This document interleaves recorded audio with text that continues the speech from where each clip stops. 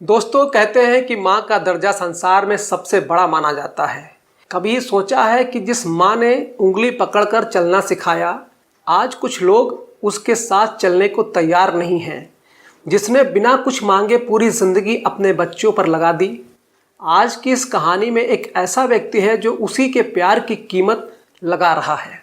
वो कहता है कि माँ, तू हमेशा कहती थी कि माँ का कर्ज कोई नहीं चुका सकता है, लेकिन मैं तेरा कर्ज चुकाऊंगा, जरूर चुकाऊंगा। बता क्या चाहिए तुझे? बंगला चाहिए, गाड़ी चाहिए, पैसा सब दूंगा। वो व्यक्ति पैसे की चमक में इतना भूल गया कि वो किसका कर्ज चुकाने जा रहा है। नमस्कार, आदाब, सत श्री अकाल, राम राम जी। मैं दिलीप यादव। आज की ये सच्ची कहानी है। उत्तर प्रदेश का एक छोटा सा जिला लगता है रामपुर। रामपुर जिले के एक छोटे से गांव में एक बूढ़ी माँ रहा करती है जिसका नाम है श्यामा देवी। उम्र 75 साल, चेहरे पर झुर्रियाँ, लिपटी हुई ममता की जीवित मूर्ति। सादी साड़ी पहने वो माँ उस गांव में अकेले रहा करती है। उसका बेटा राघव, जो अब दिल्ली में एक बड़ी मल्टीनेशनल कंपनी में अफसर था, करोड़ों की संपत्ति थी, बड़ी कोठी, चमचमाती गाड़ी, नौकर चाकर, लेकिन उस सब के बीच उसकी माँ, वो जैसे उसकी दुनिया से गायब हो चुकी थी। पति के गुजर जाने के बाद श्यामा देवी ने अकेले अपने बेटे को पाला पोसा। खुद दूसरों के कपड़े सी कर, धूप बारिश में, खेतों में काम करके, हर एक पैसा जोड़कर राघव को पढ़ाया। उसे कभी ये महसूस नहीं होने दिया कि उसके सिर से पिता का साया उठ चुका है। लेकिन अफसोस, वही राघव आज उस माँ के लिए वक्त तक नहीं निकाल पाता। आज राघव का जन्मदिन था। माँ सुबह से ही फ़ोन हाथ में लिए बैठी थी। आंखें बार बार दरवाजे की तरफ उठ जाती, जैसे इंतज़ार हो कि बेटा खुद कॉल करेगा, शायद आज याद करेगा या फिर आएगा। लेकिन जन्मदिन बीत गया, ना राघव आया और ना ही उसका फ़ोन आया। तब कांपते हाथों से श्यामा देवी ने खुद फ़ोन लगाया। राघव उस वक्त दोस्तों के साथ क्लब में पार्टी कर रहा था। फ़ोन बजा, लेकिन उसने देखा और नज़रअंदाज कर दिया। माँ फिर कॉल करती रही, लेकिन कोई जवाब नहीं मिला। जब रात के सन्नाटे में वो क्लब से लौटा, आंखें भरी थी शराब और थकान से, तभी फिर फ़ोन बजा। गुस्से में भरकर उसने कॉल रिसीव किया और कहा, माँ बार बार फ़ोन क्यों कर रही हो? रात हो गई है, थका हुआ हूँ, सोने दो ना मुझे। सुबह नहीं कॉल कर सकती थी? माँ की आवाज़ कांपी, लेकिन उसमें ममता की मिठास बरकरार थी। बेटा, आज तेरा जन्मदिन है, तुझे दुआ देने का मन किया, इसलिए कॉल किया। बहुत दिन हो गए तुझे देखे हुए, बस एक बार आ जा, मैं तुझे देखना चाहती हूँ। राघव ने जैसे ज़बरदस्ती कह दिया, ठीक है माँ, कल आता हूँ। बस इतना सुनना था कि श्यामा देवी के चेहरे पर उजाला लौट आया। पूरी रात खिड़की के पास बैठकर वो इंतज़ार करती रही। सुबह सुबह बेटा आएगा, यही सोचती रही। अगले दिन राघव जैसे ही गाँव पहुँचा, माँ उसे देखकर लिपट गई। बेटा तू आ गया, कितने दिनों बाद तुझे देखा है। लेकिन राघव का चेहरा ठंडा था। वो माँ की ममता नहीं, अपने महंगे कपड़े और स्टेटस की धूल झाड़ रहा था। माँ ने जब उसे छूकर आशीर्वाद देना चाहा तो वो बोला, माँ तू हमेशा कहती थी कि माँ का कर्ज कोई नहीं चुका सकता, लेकिन मैं तेरा कर्ज जरूर चुकाऊंगा। बता क्या चाहिए तुझे? बंगला, गाड़ी, पैसा, सब कुछ दूंगा।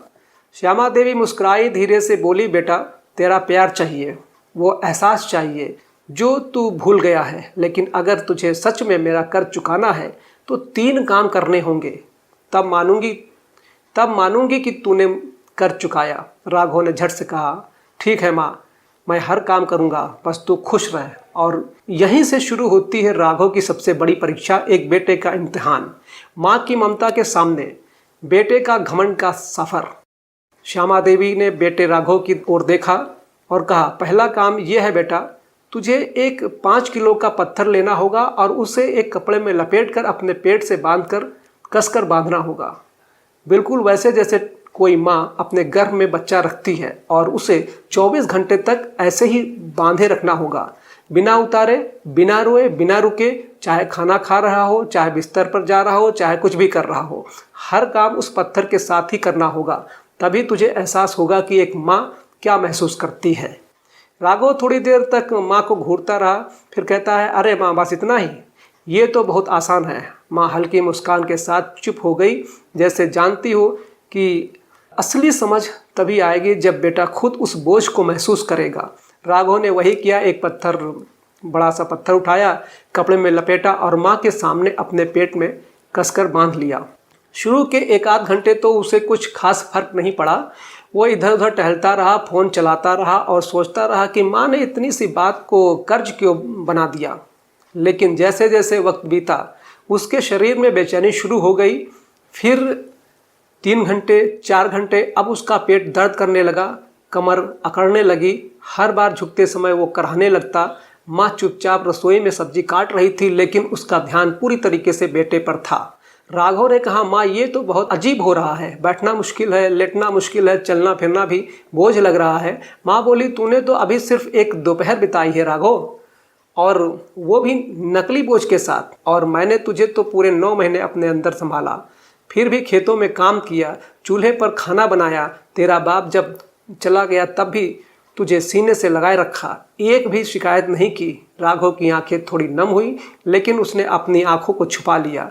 फिर शाम हुई, रात हुई, और अब आधी रात तक भी वो पत्थर उसके पेट पर बंधा रहा। तो आखिरकार वो झुल्ला गया।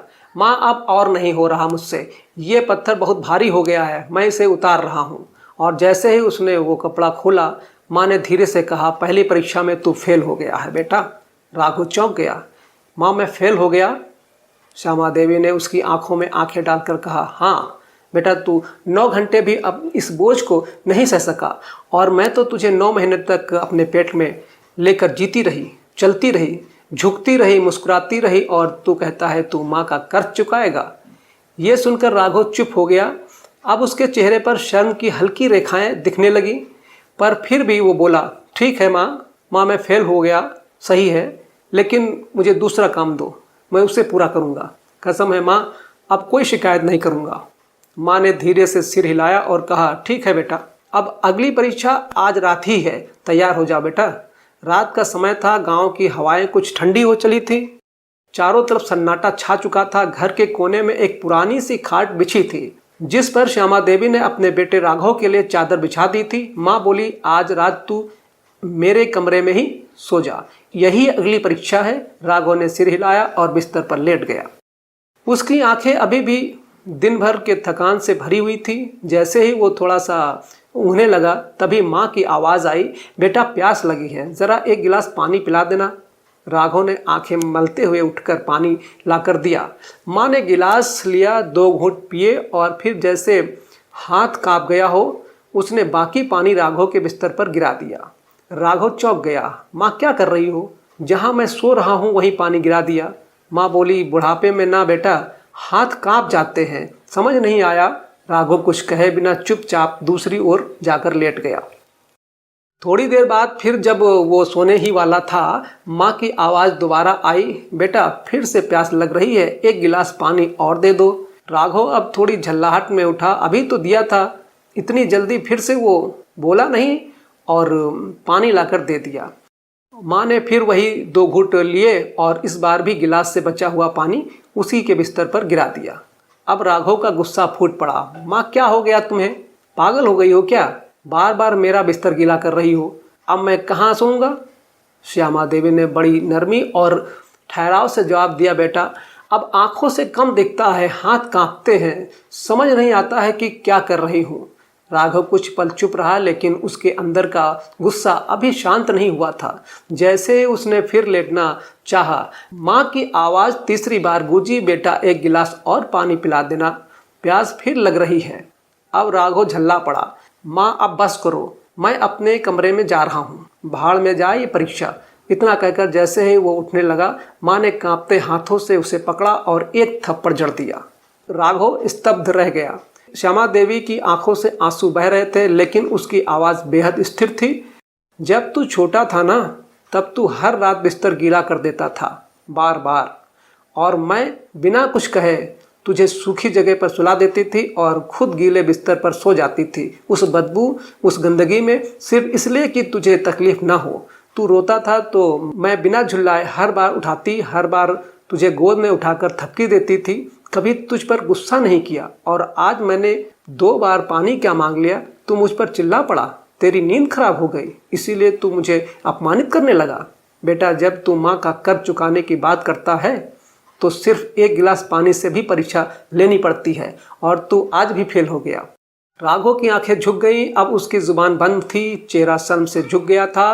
वो बस इतना कह पाया, माँ मुझे माफ़ कर दो, मुझे अगला काम बता दो, मैं वादा करता हूँ कि अब पूरी ईमानदारी से करूँगा। माँ ने एक गहरी सांस ली और कहा, ठीक है बेटा, सुबह होने दे, फिर मैं तुझे आखिरी काम दूंगी और अगर उसमें सफल हो गया तभी तेरा प्रयास सच्चा माना जाएगा। सुबह की पहली किरण खिड़की से भीतर आई तो श्यामा देवी पहले से ही जागी हुई थी। चेहरे पर शांति थी, लेकिन आंखों में रात भर जागे बेटे के लिए कुछ शिकवा नहीं था। बस एक माँ की ममता थी जो अब भी राघव के लिए कुछ सिखाने को तैयार थी। बेटा सामने खड़ा था, नींद से बोझिल, लेकिन आज उसकी आंखों में कुछ और था, घमंड नहीं बल्कि समझदारी की हल्की सी परछाई।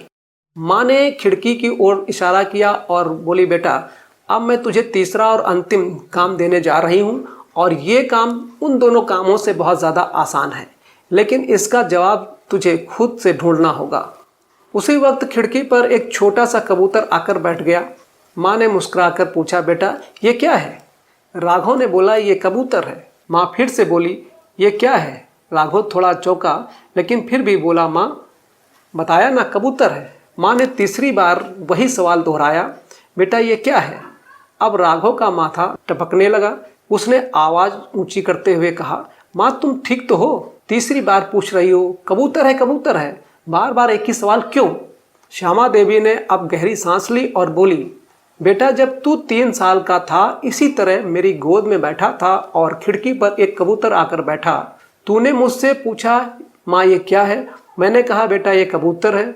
फिर तूने दोहराया, दोबारा पूछा, फिर तीसरी बार पूछा और चौथी बार पूछा और उस दिन तूने यही सवाल मुझसे 24 बार पूछा था, 24 बार, और मैंने हर बार तुझे प्यार से जवाब दिया, तुझे गले लगाया, तुझे चूमा, कभी नहीं झुल्लाई।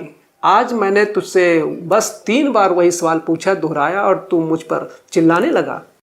सवालों की कीमत तब नहीं थी क्योंकि तू मासूम था और आज भी सवाल वही है, लेकिन तू बदल गया है। बेटा तू अब जवाब देना नहीं चाहता, तू अब सहन नहीं करना चाहता। राघव अब सुन नहीं पा रहा था, उसका चेहरा सिहर गया था। वो वहीं माँ के पैरों में गिर पड़ा। माँ मैं बहुत गलत था, मैंने तुम्हें कभी नहीं समझा। मुझे लगा था कि पैसे दे दूंगा, बंगला दे दूंगा तो तुम्हारा कर्ज उतर जाएगा, लेकिन अब समझ में आया माँ का कर्ज कभी नहीं चुकाया जा सकता, सिर्फ निभाया जा सकता है। माँ ने उसके सिर पर हाथ फेरते हुए कहा, बेटा जब तू माँ कहा ना, उसी दिन से तेरा हर कदम मेरा कर्ज बन गया। तुझे चलना सिखाया, बोलना सिखाया, गिरते हुए तुझे उठाया, बुखार में रात भर तेरा माथा सहलाया और तू कहता है कि तू कर्ज चुका देगा। बेटा इस धरती पर कोई ऐसा बेटा नहीं है जो अपनी माँ का कर्ज चुका सके, बस कोशिश कर सकता है, उसे कभी दुख न दे, यही बहुत है। राघव की आंखों से आंसू बह रहे थे और उसी पल उसका घमंड, उसका अहंकार, उसका स्टेटस सब कुछ जैसे बह गया। उसने माँ का हाथ थामा और कहा, अब मैं यहाँ रहूँगा माँ तेरे साथ, जब तक तू जी रही है। अब मैं तुझे वो सब दूंगा जो तूने मुझे दिया, सम्मान, समय और ममता। माँ ने मुस्कुराकर सिर्फ इतना कहा, बस यही मेरी असली जीत है, यही मेरी सबसे बड़ी दौलत है बेटा। तो दोस्तों, क्या आपने कभी सोचा है कि जिस माँ ने हमें एक शब्द बोलना सिखाया, उसको हम आज ऊंची आवाज़ में जवाब कैसे दे सकते हैं? क्या आप भी कभी अपनी माँ को वो वक्त दे पाए जो उन्होंने आपके लिए दिया? क्या आप भी कभी उस एहसास को चुकाने की कोशिश कर पाए जो ममता के नाम पर उन्होंने बिना गिनती किए आपको दिया? दोस्तों कमेंट में ज़रूर बताइएगा, वाकई में माँ का कर्ज चुकाया जा सकता है या सिर्फ प्यार और समय देकर उसे महसूस किया जा सकता है? और जाते जाते माँ के लिए बस इतना कहूँगा, जब भी कश्ती मेरी सैलाब में आ जाती है, माँ दुआ करती हुई मेरे ख्वाब में आ जाती है। दोस्तों अगर ये कहानी आपके दिल को छू गई हो तो इस वीडियो को लाइक कर दीजिए, अपने दोस्तों को शेयर कर दीजिए और हाँ, हमारे चैनल को सब्सक्राइब कर लीजिए ताकि हौसला बना रहे। धन्यवाद। जय हिंद।